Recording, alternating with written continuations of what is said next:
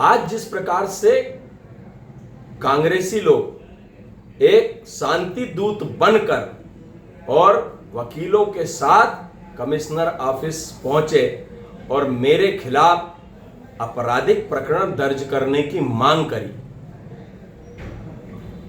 जो डीआईजी बंगले की घटना घटी, जो आरिफ नगर से झांकी निकल के आ रही थी, उस घटना में 11 बजे रात को मैं पहुंचा।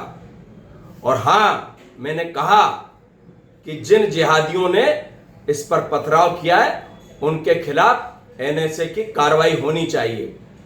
मैं फिर कह रहा हूं कि मेरी प्रतिमा पर या मेरे धर्म पर या मेरी झांकी पर जिसने भी पथराव किया, चाहे वो किसी भी संप्रदाय का हो, वो जिहादी मानसिकता का है और उसने इसमें पथराव किया। तो ये जांच का विषय था, पुलिस ने जांच करी।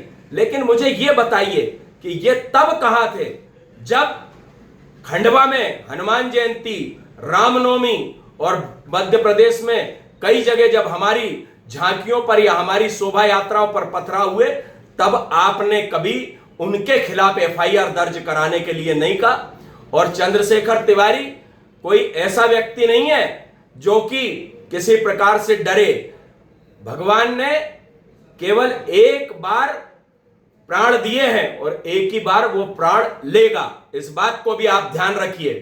डराने से मैं डरने वाला नहीं हूं। मेरे धर्म के प्रति अगर कोई भी इस प्रकार का कृत्य करेगा तो उसे शासन प्रशासन अपनी कार्रवाई के तहत कार्रवाई करेगा। जब इजराइल पर हमला हो रहा था, तब यहां पर प्रदर्शन किए जा रहे थे, तब तो आप में से एक भी पुलिस कमिश्नर के पास नहीं गया। पीएफआई के लोग झंडे लहरा रहे थे। ऐसी मानसिकता के लोग शांति दूत उस समय कहां चले जाते हैं जब पाकिस्तान जीतता है तो भोपाल में फटाके फोड़े जाते हैं। वंदे मातरम और भारत माता की जय कहने में जिनको परहेज होता है, तब ये शांति दूत कहां जाते हैं? तब उनके खिलाफ एफआईआर नहीं कराते। वक्फ बोर्ड का बिल आता है तो पूरे देश में आप प्रदर्शन करते हैं, भोपाल में भी प्रदर्शन करते हैं, इकबाल मैदान को भर देते हैं और कहीं ना कहीं ये भी तक कहते हैं कि ईंट से ईंट बचा देंगे, आर पार की लड़ाई होगी। तब शासन, तब ये लोग कहां जाते हैं? तब उनके खिलाफ एफआईआर क्यों नहीं कराते? आपसे निवेदन करता हूं मैं और सारे हिंदू समाज से निवेदन करता हूं कि इन लोगों को कहीं ना कहीं हिंदू समिति का आपने जो मुझे प्रतिनिधित्व दिया है हिंदू समाज ने, उससे इनके पेट में दर्द हो रहा है। ये जो हमारे यहां जिहादी घटनाएं, जो हमारे लव जिहाद, लैंड जिहाद, थूक जिहाद, ये सब जिनका कि मैं शुरू से प्रतिकार करता आया हूं, उससे इनको परहेज है।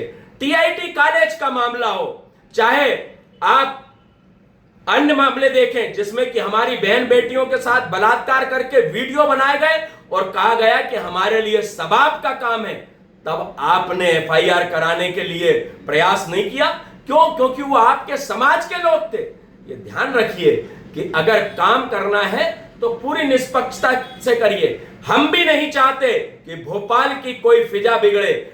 और माननीय कांग्रेस के अधिवक्ता सैयद साजिद अली कह रहे थे कि मैं कहीं बाहर से आया हूं, तो मेरा जन्म इसी भोपाल में हुआ है, पैदाइशी भोपाल में हूं मैं और भोपाल में ही मैंने जन्म लिया, भोपाल के इसमें ही मैं पला बड़ा हूं और बड़ा हुआ हूं।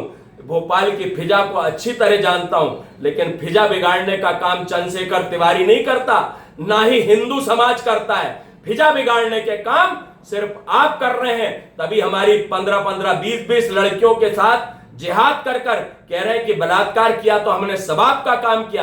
तब भी आप कमिश्नर के पास चले जाते, तब भी आप कहते कि कोई वकील केस नहीं लड़ेगा इन लोगों का। तब तो आपने अपने लोग वहां पर खड़े कर दिए। तो ध्यान रखिए कि आप इस प्रकार के वक्तव्य देते हुए अच्छे नहीं लगते। अगर वक्तव्य देना है या कंप्लेंट करनी है तो जो भारत माता की जय और वंदे मातरम कहने से भी परहेज करते, उन मानसिकता के लोगों को, उन शांति दूतों के खिलाफ भी आप जो है प्रकरण दर्ज कराए, तब मुझे पता चलेगा कि आप कितने स्वच्छ और साफ सुथरे हैं। जय श्री राम, भारत माता की जय।